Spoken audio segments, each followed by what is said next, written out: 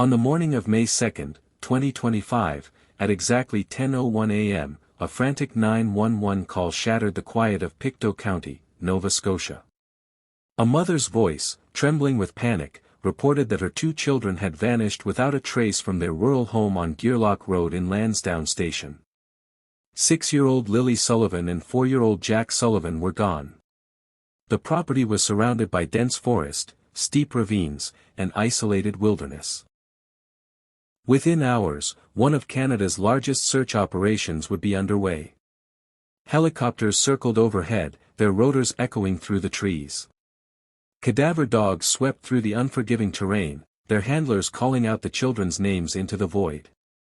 Over 160 volunteers from across the province combed through the wilderness, searching every possible path, every hidden ravine, every clearing where 2 small children might have wandered. But despite exhaustive efforts, despite the prayers from a nation watching in horror, despite the dedication of trained professionals and heartbroken volunteers, the children were never found. Days turned into weeks. Weeks turned into months. The massive search operation was eventually scaled back. The helicopters stopped flying. The volunteers went home to their own families, carrying the weight of failure in their hearts. The media moved on to other stories. Life continued for everyone except those who loved Lilly and Jack Sullivan. For 7 months, the case went cold.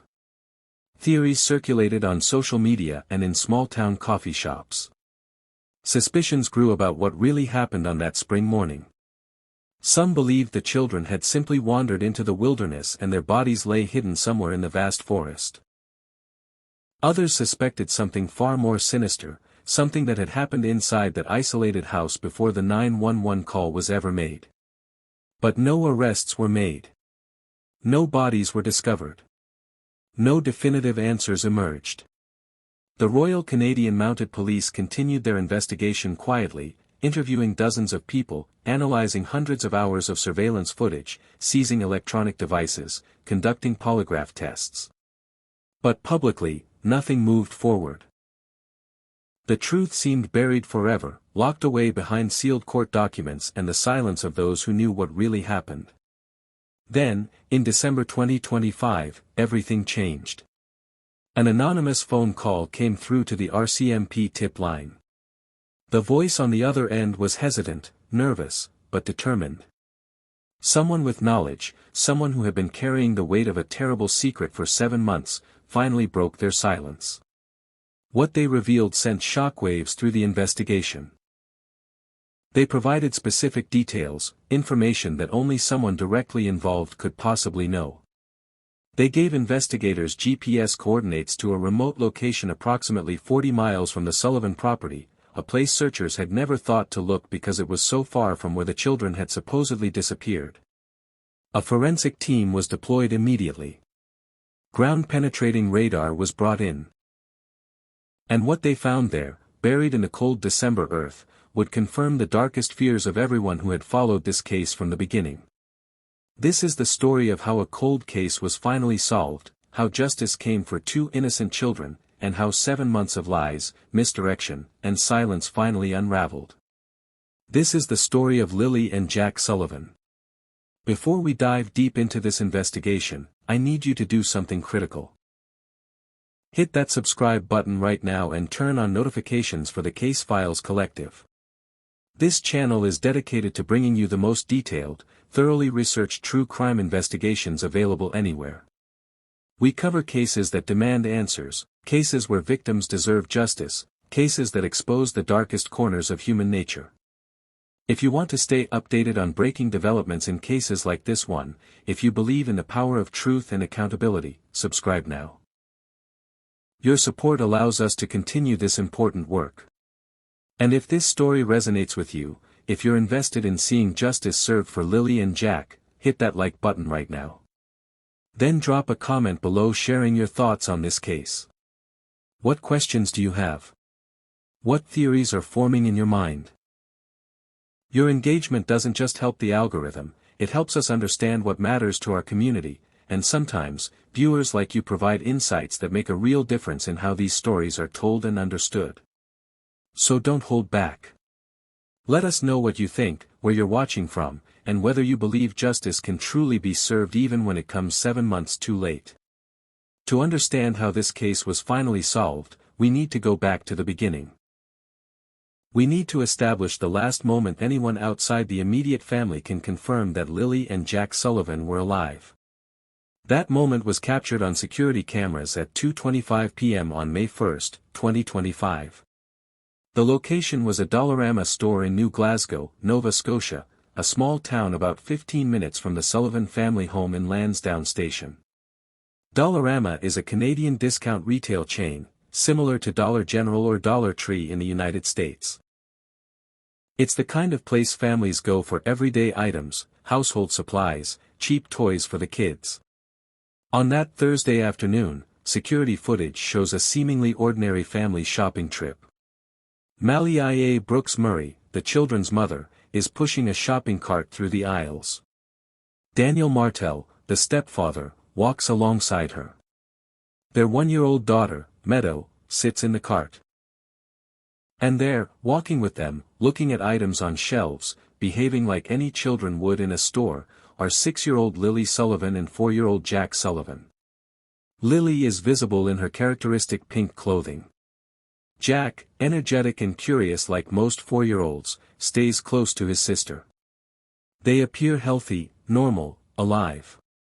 This footage would become the most important piece of evidence in the entire investigation. Not because of what it shows, but because of what comes after. This was the last time anyone outside the family would see Lilly and Jack Sullivan alive. The last independent verification of their existence. The last moment captured by an objective witness, a security camera that doesn't lie, doesn't have a motive, doesn't construct narratives. From 2:25 p.m. on May 1 to 10:01 a.m. on May 2, when the 911 call was made reporting the children missing, a total of 19 hours and 36 minutes elapsed. 19 hours where the only people who claimed to have seen the children alive were their mother, Malia Brooks Murray, and their stepfather, Daniel Martel. No teachers, because the children had been kept home from school. No neighbors, because the property was isolated. No friends, no other family members who visited and interacted with Lilly and Jack. Just 2 adults. 2 adults whose stories would later show cracks, inconsistencies, suspicious changes. Think about what can happen in 19 hours. Think about what can be done, what can be hidden, what narratives can be constructed when you have that much time and no witnesses. According to the statements Malia and Daniel gave to police, the family returned home from their shopping trip and spent a normal evening. Dinner was prepared. The children played. Everything was routine, unremarkable. Malia initially told investigators she put Lilly and Jack to bed at 9 p.m. on the evening of May 1. A reasonable bedtime for young children. But in a subsequent statement, she changed that time to 10 p.m. An hour difference. A detail that might seem insignificant but raises questions. Why the discrepancy? Was it simply a mistake, the kind of error anyone might make under extreme stress? Or was it something else? An adjustment to fit a timeline that needed to be constructed carefully? Malia also stated that Daniel Martel had stayed awake after she went to bed that night. She didn't know what time he eventually went to sleep. This creates a window of time, potentially several hours late into the night of May 1, where the stepfather was awake, moving around the house, doing unknown activities, while the mother was asleep and the children were supposedly in their beds. What was Daniel doing during those hours? The official story is vague, unhelpful. But those hours matter. They matter tremendously. Because somewhere in that 19-hour window between the Dollarama security footage and the 911 call, something happened to Lilly and Jack Sullivan. Something that would end their lives and set in motion 7 months of lies, searches, investigations, and ultimately, a breakthrough that would expose the truth. The morning of May 2, 2025, began like any other morning in the Sullivan household, or so the official story goes. At 6:15 a.m., Malia Brooks Murray called the school attendance line to report that both Lilly and Jack would be absent again due to illness. Lilly had been suffering from a cough, she explained, and needed another day at home to recover. Think about that timing for a moment. 6:15 in the morning. If the children were still asleep, as they likely would be at that hour, how did Malia know with certainty they would need to stay home? Was Lily's cough really that severe? Or was there another reason why she knew the children wouldn't be going to school that day? According to the statements Daniel Martel and Malia Brooks Murray provided to police, sometime between 8 a.m. and 9:40 a.m., they were both in the bedroom with their 1-year-old daughter, Meadow. This is a surprisingly vague timeframe. An hour and 40 minutes where neither of them can pinpoint exactly when things changed, when the normal morning routine shifted into something else. They claimed that Lilly came in and out of the room several times during this period. A 6-year-old wandering back and forth, maybe wanting attention, maybe bored, maybe not feeling well. Normal childhood behavior. They could hear Jack in the kitchen. The sounds of a 4-year-old moving around, maybe getting himself a snack, maybe playing. The kind of background noise that happens in households with young children every single day. And then, suddenly, they realized they couldn't hear either child anymore. The house had gone quiet. Too quiet. Parents of young children know that silence can be more alarming than noise. When kids are quiet, they're often up to something. But this was different. This was an absence. When they went to investigate, when they emerged from the bedroom to check on the children, Lilly and Jack were gone. Not in their rooms, not in the kitchen, not anywhere in the house. Daniel Martel told police he had placed a wrench on top of the front door the night before, a makeshift alarm system. The wrench was still in place that morning, undisturbed. So the children hadn't left through the front door, or if they had, someone had been careful enough to replace the wrench exactly as it had been. Martel explained that this proved the children must have used another exit. He assumed they exited through the back sliding door, which he claimed was usually silent when opened. But there's another voice that matters in this timeline. Daniel Martel's mother, Janie Mackenzie, lived in a separate building on the same property. She told police that she had fallen asleep around 8:50 a.m. that morning. She was awakened by her dog barking, then she heard something important. She heard Jack and Lilly playing on the swings in the backyard. Children's laughter. The unmistakable sound of kids at play. Then she went back to sleep, comforted by the normalcy of children playing on a spring morning. This testimony would become critical. If Mackenzie heard the children playing outside around 8:50 a.m. and Malia and Daniel realized they were missing around 9:40 a.m., that leaves a window of less than an hour. Less than an hour for two children to go from laughing and playing on swings to vanishing completely. At 10:01 a.m., Malia Brooks Murray called 911. The response from authorities was immediate and massive. Within hours of the 911 call, the Royal Canadian Mounted Police had mobilized one of the largest search operations Nova Scotia had ever seen. This wasn't just a few officers walking through the woods. This was a full-scale deployment of resources, manpower, and technology. Helicopters equipped with thermal imaging cameras circled overhead, scanning the dense forest canopy for any sign of heat signatures that might indicate small bodies, alive or deceased. The rhythmic thump of rotor blades became the soundtrack of those desperate first days. Cadaver dogs, German shepherds and other breeds specifically trained to detect the scent of human remains, were brought in from across the province. Their handlers led them through the wilderness surrounding the Sullivan property, watching for any behavioral change that might indicate the dogs had picked up a scent. Ground search teams, eventually numbering over 160 volunteers, organized into systematic grid patterns. They moved slowly through the terrain, calling out the children's names, looking under fallen logs, peering into ravines, checking every possible place where two small children might have wandered or fallen. Drones flew overhead, their cameras capturing high-resolution footage of areas too dense or dangerous for humans to access on foot. Every image was analyzed, studied for any anomaly that might be a piece of clothing, a shoe, anything that belonged to Lilly or Jack. The terrain was brutal.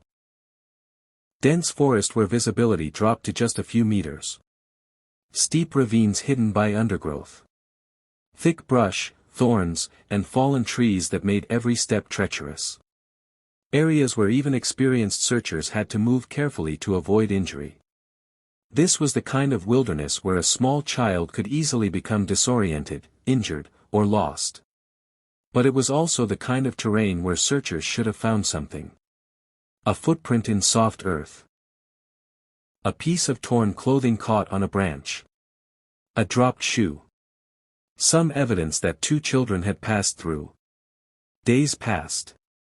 Then a week. Then 2 weeks. The search continued with decreasing intensity as hope faded and reality set in. If Lilly and Jack had wandered into those woods on the morning of May 2nd, they would have been exposed to multiple nights of near-freezing temperatures.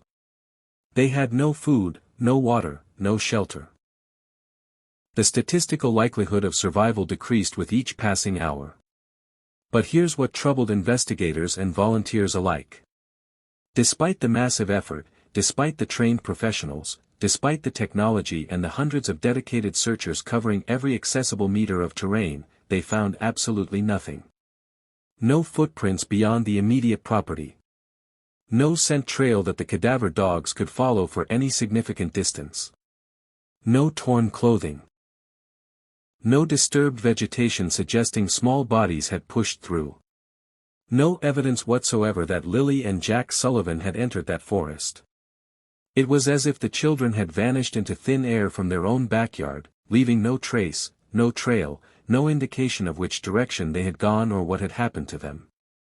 And that absence of evidence would become evidence itself. Evidence that perhaps the children had never entered that wilderness at all. As the days passed without finding any trace of the children, investigators began looking more closely at the timeline provided by Mallie Brooks Murray and Daniel Martel. What they found were inconsistencies, gaps, and details that didn't quite add up. The first red flag was Malia's changing story about bedtime. In her initial statement to police, she said she put Lilly and Jack to bed at 9 p.m. on May 1st. But in a follow-up interview, she changed that time to 10 p.m. An hour might not seem significant, but in criminal investigations, changing timelines matter. They matter because they suggest someone is either uncertain about what actually happened or is adjusting their story to fit evidence that's emerged. Then there was the issue of Daniel Martel staying awake after Mallie went to bed. She couldn't say what time he eventually went to sleep. She didn't know what he was doing during those late-night hours. This created an unaccounted period where one adult was awake and mobile while everyone else in the house was supposedly asleep. What was he doing? Watching television? Working on something? Or something else entirely? The 6:15 a.m. school absence call raised questions too. Mallie called before the children were likely even awake to report they'd be staying home sick. How could she be so certain at that early hour that they wouldn't be well enough for school? Unless she already knew the children wouldn't be going to school. Unless she knew something had already happened that made that call necessary to maintain the appearance of normalcy. The vague timeline for the morning of May 2nd was another problem. Mallie and Daniel claimed to be in their bedroom with baby Meadow sometime between 8 a.m. and 9:40 a.m. That's an hour and 40 minutes of uncertainty. They said Lilly came in and out of the room. They heard Jack in the kitchen. Then silence. Then they discovered the children were gone. But Daniel's mother, Janie Mackenzie, said she heard the children playing on the swings around 8:50 a.m. She heard laughter. She heard the sounds of children at play. Here's the critical question investigators had to consider.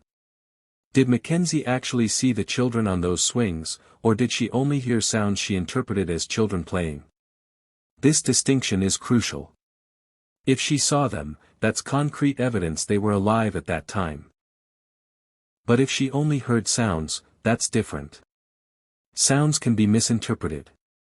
Sounds can be manufactured. If someone wanted to create the impression that children were outside playing when they were already gone, it wouldn't be difficult. Move the swings. Play recordings. Create auditory evidence of life where there was none. The wrench on the front door was another curious detail. Daniel claimed he'd placed it there as a makeshift alarm, and it was still in position the next morning.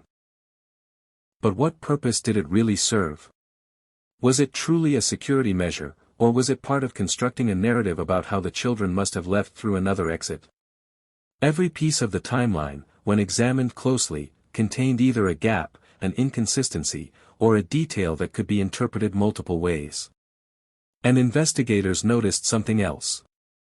For 19 hours between the Dollarama footage and the 911 call, only 2 people could verify the children were alive. 2 people whose stories kept changing. Just days after the disappearance of Lilly and Jack Sullivan, something unexpected happened that sent shockwaves through the investigation and raised serious questions about what was really going on inside the family.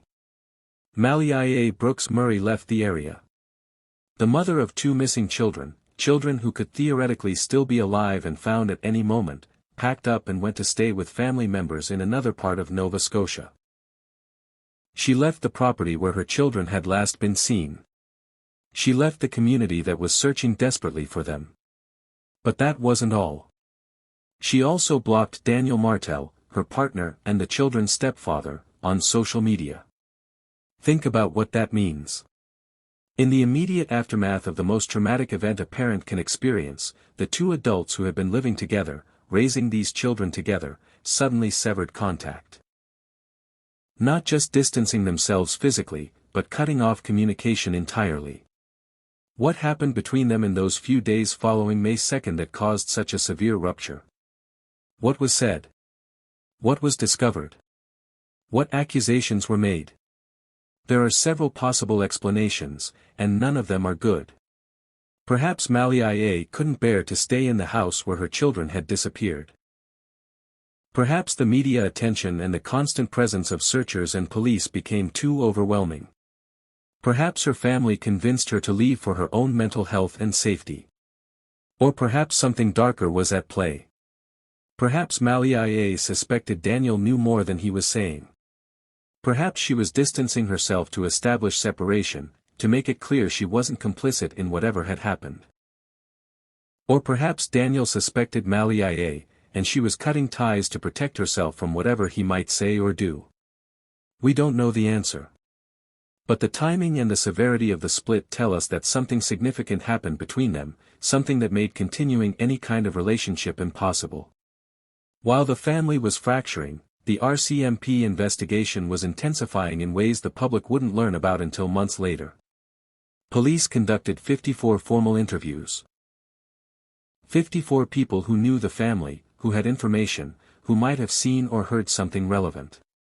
These weren't casual conversations. These were recorded, documented interviews, likely conducted under caution. Family members, friends, neighbors, teachers, store employees, anyone who had recent contact with the Sullivan family was brought in and questioned systematically.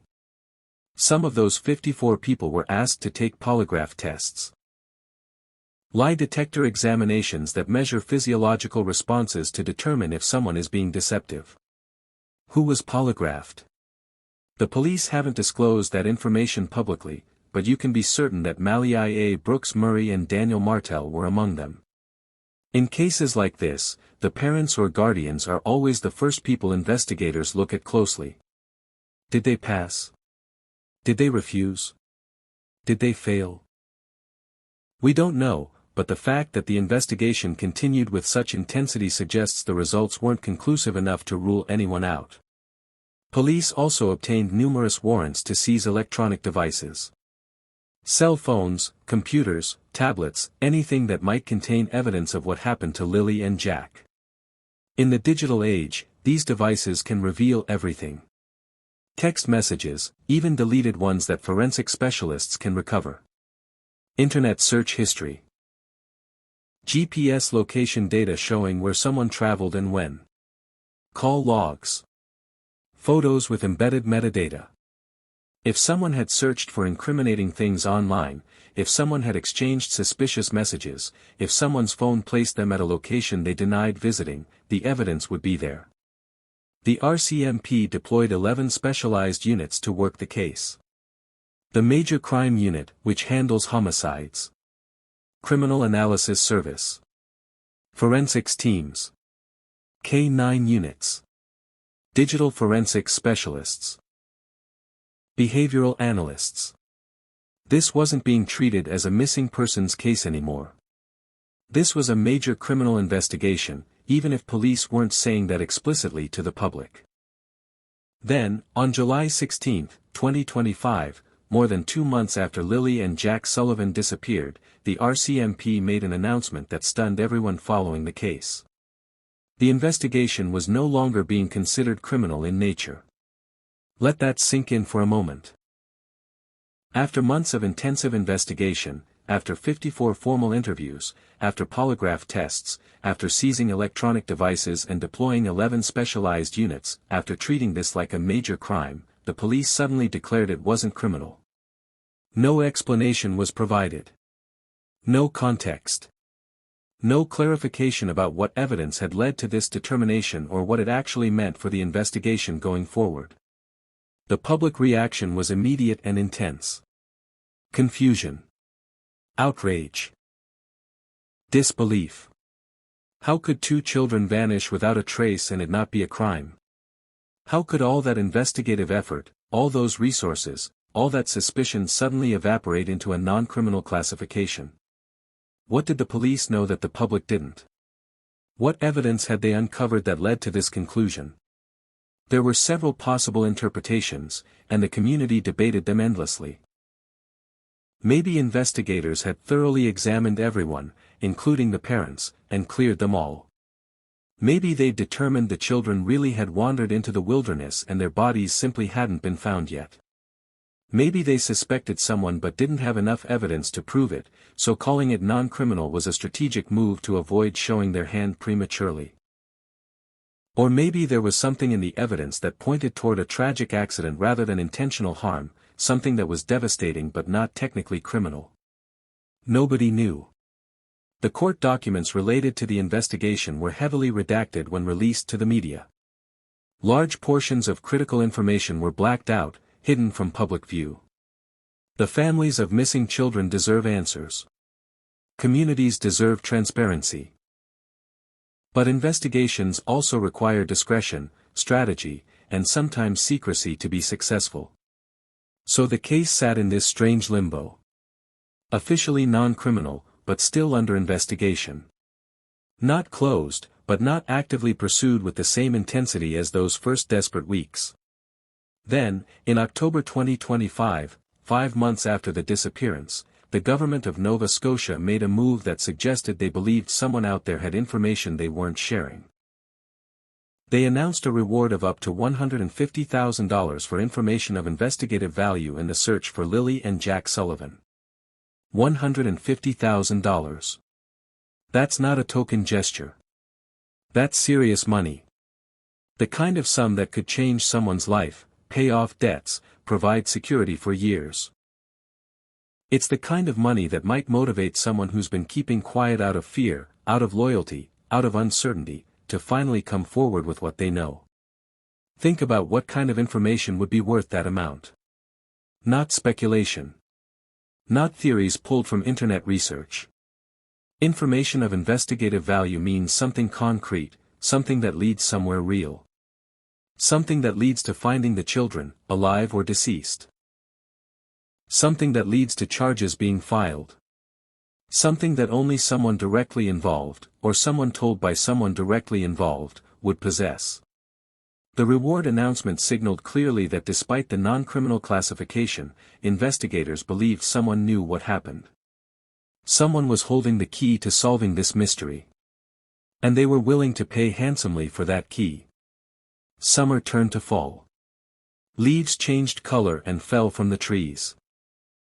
The wilderness where searchers had spent weeks looking for Lilly and Jack transformed with the seasons. The case faded from daily news coverage. Other stories took over the headlines. The public's attention, so intense in May and June, began to drift elsewhere. But for those closest to the case, for the investigators who'd spent months pursuing every lead, for the family members torn apart by loss and suspicion, nothing had changed. The question remained unanswered.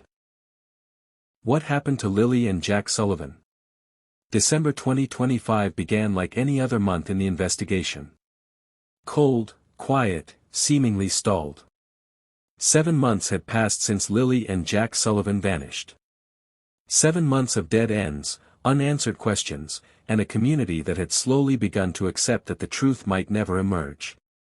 But on December 15, everything changed. At 3:47 p.m., a call came through to the RCMP tip line. The voice on the other end was nervous, hesitant, speaking barely above a whisper. The caller refused to identify themselves, insisted on remaining anonymous, but what they had to say would break the case wide open. They provided specific information. Not vague theories or second-hand rumors, but concrete details about what had happened to Lilly and Jack Sullivan. Details that only someone directly involved, or someone told by someone directly involved, could possibly know. The caller described events from the evening of May 1. They described arguments, panic, decisions made in moments of fear and desperation. They described actions taken to conceal what had happened. And then they provided something investigators had been searching for since May. A location. GPS coordinates to a remote area approximately 40 miles from the Sullivan property in Lansdowne Station. A location far from where the massive search operation had focused. A place searchers had never thought to look because it was so distant from where the children had supposedly disappeared while playing in their backyard. The area was accessible only by a rough dirt road that branched off from a secondary highway. Dense woods surrounded it. No homes nearby. No reason for anyone to be there unless they were specifically seeking isolation and privacy. The kind of place someone might go if they needed to hide something they desperately didn't want found. Before we continue with what happened next, I need you to pause for just a moment. If you're finding this investigation as compelling as I am, if you want to see justice served and the truth finally revealed, do me a favor right now. Hit that like button. It takes 1 second, but it tells YouTube that this content matters, that true crime investigations like this deserve to be seen by more people. And drop a comment below. Tell me what you're thinking right now. Are you shocked by this development?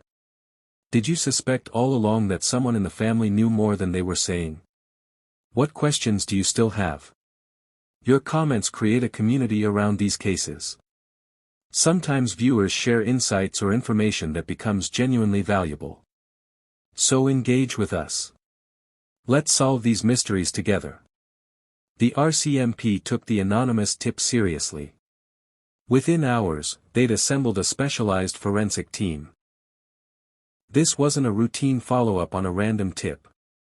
This was a full deployment of resources based on information they clearly believed was credible. By dawn on December 16, investigators were at the location provided by the anonymous caller. They brought ground-penetrating radar, sophisticated equipment that uses electromagnetic pulses to detect disturbances in soil composition and identify objects or voids buried underground.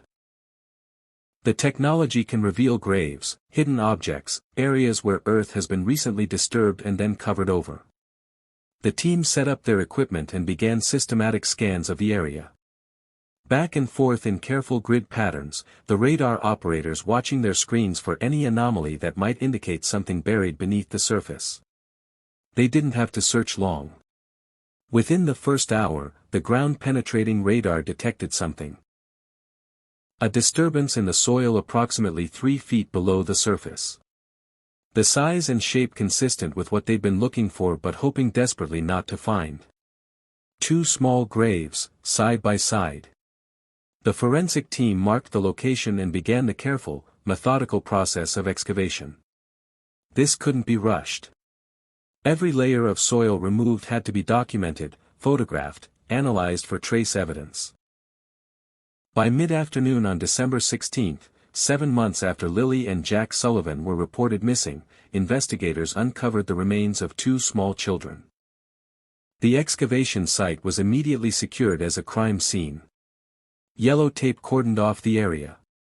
Forensic investigators worked with painstaking precision, documenting every detail, collecting every piece of potential evidence.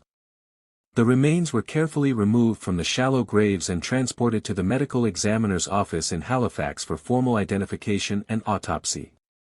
But investigators already knew.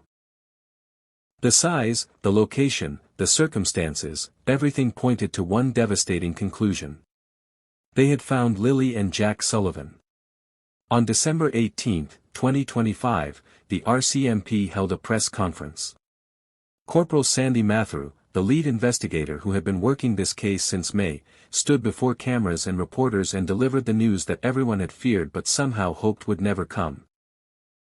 The remains discovered on December 16 had been positively identified through dental records and DNA analysis as 6-year-old Lilly Sullivan and 4-year-old Jack Sullivan. The children who had been missing for 7 months, who had been the subject of massive search operations, whose faces had been on missing persons posters across Canada, had been found. Not alive, as everyone had prayed for in those first desperate days. But found. The medical examiner's report revealed details that turned this from a missing persons case into something far darker. Cause of death for both children was blunt force trauma to the head. These children hadn't wandered into the wilderness and died of exposure. They hadn't gotten lost and succumbed to the elements. They hadn't fallen into a ravine or drowned in a hidden stream. They had been killed. Intentionally, violently killed by blows to the head severe enough to cause fatal injuries. The autopsy revealed something else that made the crime even more disturbing. The injuries were not identical between the 2 children. Lily's injuries suggested she had been struck multiple times. Jack's injuries were consistent with fewer but more forceful blows. The forensic pathologist's analysis indicated the deaths likely occurred within hours of each other, possibly on the evening of May 1 or in the early morning hours of May 2. That timeline aligned perfectly with the 19-hour gap between the Dollarama security footage and the 911 call. The window where only Mally I.A. Brooks Murray and Daniel Martel could account for the children's whereabouts. The location where the bodies were found, 40 miles from the Sullivan property, raised obvious questions. How did the children's remains end up there? Who transported them? When did this happen? The answer would come from evidence investigators had been sitting on for months, evidence they'd obtained back in the summer when they'd seized electronic devices from the household. GPS metadata from cell phones. Digital breadcrumbs that show exactly where a device traveled and precisely when.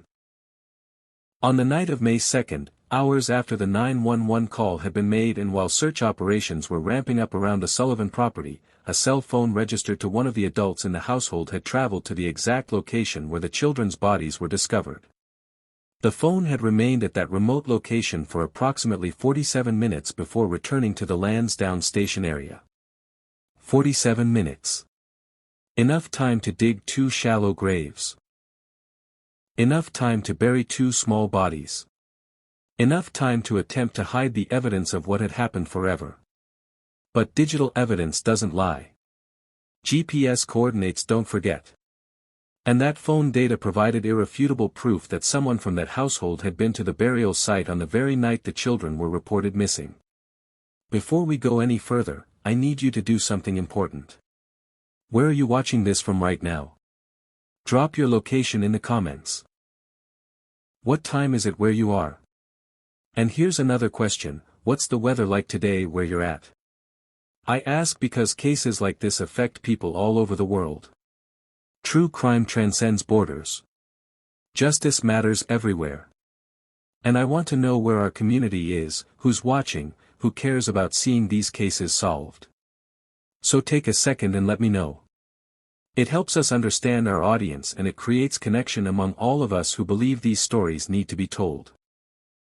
The medical examiner also noted that the bodies showed signs of having been moved shortly after death and then concealed with deliberate intent. Soil samples from the burial site were analyzed and compared to soil from the Sullivan property. They matched. The children had been killed at or near their home, and then their bodies had been transported 40 miles away to be hidden in a location the killers believed would never be searched. With the discovery of the bodies and the damning GPS evidence, the investigation moved swiftly toward its conclusion. On December 28, 2025, 7 months and 26 days after Lilly and Jack Sullivan were reported missing, the Royal Canadian Mounted Police executed arrest warrants at 2 separate locations in Nova Scotia. Malia Brooks Murray, the children's mother, was arrested at her family's home where she had been staying since May. Daniel Martel, the children's stepfather, was arrested at a residence in another part of Pictou County. Both were charged with 2 counts of second-degree murder.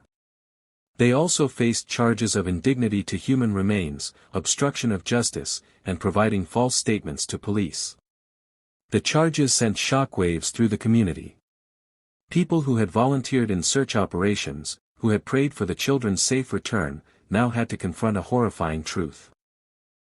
The people responsible for protecting Lilly and Jack had been the ones who killed them. Court documents revealed disturbing details about what investigators believe happened during that 19-hour gap between the Dollarama footage and the 911 call. An altercation occurred on the evening of May 1. Lilly had been struck first, suffering fatal injuries.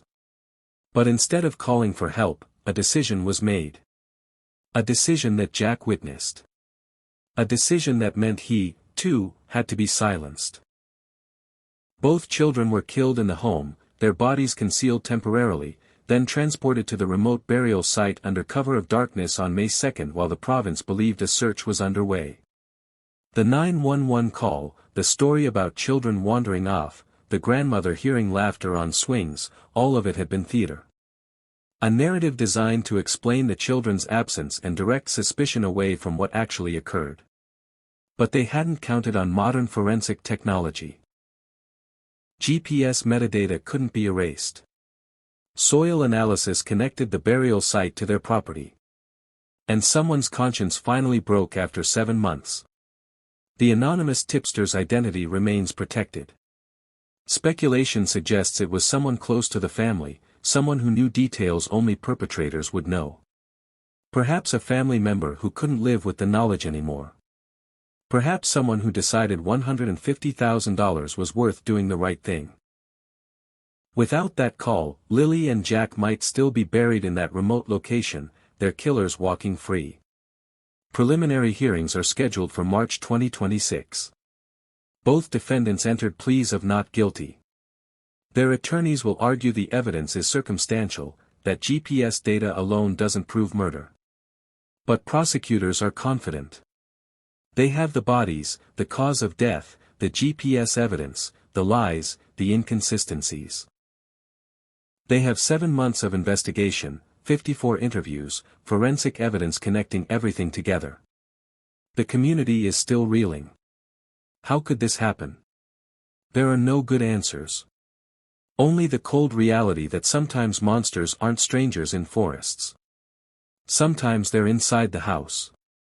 Lilly Sullivan was 6 years old. She loved pink. Jack Sullivan was 4. He loved dinosaurs. They should be in school right now, learning and playing. Instead, they're gone. But their story doesn't end with death. It ends with justice. With accountability. With truth finally exposed. If this case affected you, subscribe to the Case Files Collective right now. We investigate thoroughly and demand answers. Hit that subscribe button and turn on notifications. Share this video so perpetrators can't hide from accountability. Thank you for watching. Thank you for caring about justice. Thank you for ensuring Lilly and Jack's story is told. Justice was delayed 7 months. But justice has finally arrived.